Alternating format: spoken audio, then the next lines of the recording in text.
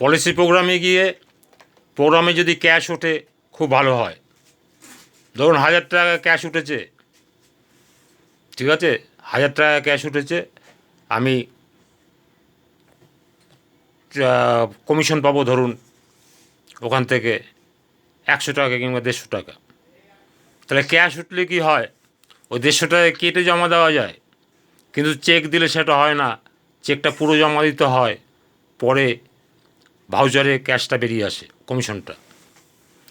Cash নিতে তো ভালো, পার্টির চোখ মুখ দেখে বুঝলাম উনি অবিশ্বাস করছে, তখন আমি বললাম যে না না, আমরা কিন্তু, আপনি ক্যাশ দেবেন না, বুঝেছেন তো ভালো করে, হ্যাঁ ক্যাশ কিন্তু আমায় দেবেন না, কারণ আমরা ক্যাশ নেই না, আমরা চেক ছাড়া নেই না।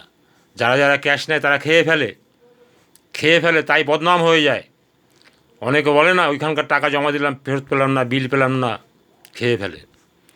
আপনি ভুল করেও কিন্তু ক্যাশ দেবেন না, চেক দেবেন, হ্যাঁ চেক দিয়ে দেন। চেক তো কোম্পানি থেকে ভাঙাতে হবে না, আমি যদি 10 দিনেও জমা না দেই তাহলে সেটা কিন্তু থাকছে, আপনার টাকা আপনার কাছেই থাকছে। কারণ আমি তো ওই টাকা ভাঙাতে পারবো না, ওটা তো কোম্পানি ছাড়া কেউ ভাঙাতে পারবে না।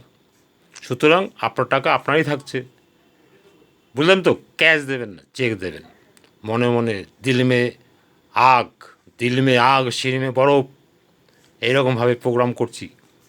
টাকাটা হলে ভালোই হয়, অথচ তাহলে কমিশনটা দিয়ে আমার গাড়ি ভাড়াটা হয়ে যাবে আপাতত, তারপরে দেখা যাবে।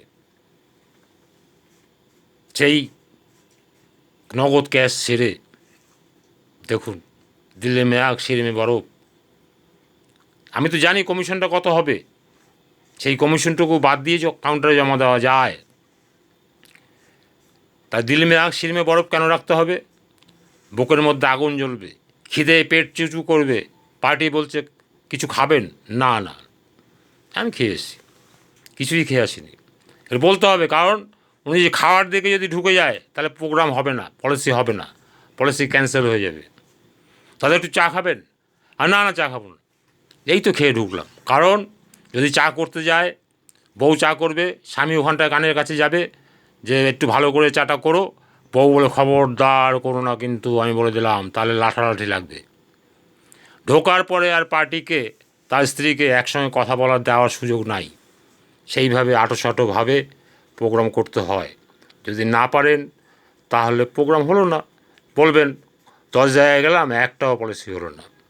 প্রোগ্রামের অনেকগুলো ধারা আছে, সেই ধারাগুলো শিখে নিন, শিখতে শিখতে দেখবেন শিক্ষক হয়ে গেছেন, বলতে বলতে বক্তা হয়ে যাবেন।